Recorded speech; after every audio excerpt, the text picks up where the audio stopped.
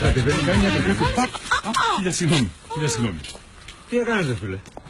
Δεν ξέρεις τη γυναίκα μου. Έλεγα κάτι στη γυναίκα μου και κατά λάθος. Συγγνώμη. Τι θα πει κατά λάθος, τι θα πει συγγνώμη ρε? Ζητάς ένα συγγνώμη και έτσι νομίζεις τελειώσαμε δηλαδή? Να ζητήσω ακόμα ένα συγγνώμη κυρία μου. Όχι να μην ζητήσεις τίποτα.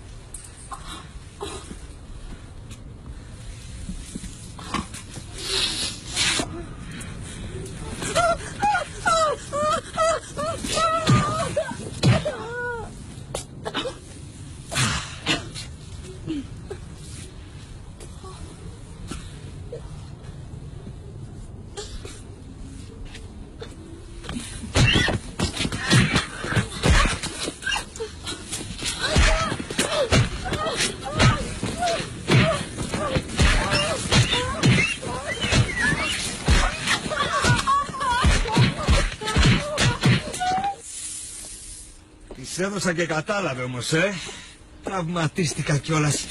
Αγαμώτο. Συγγνώμη. Συγγνώμη.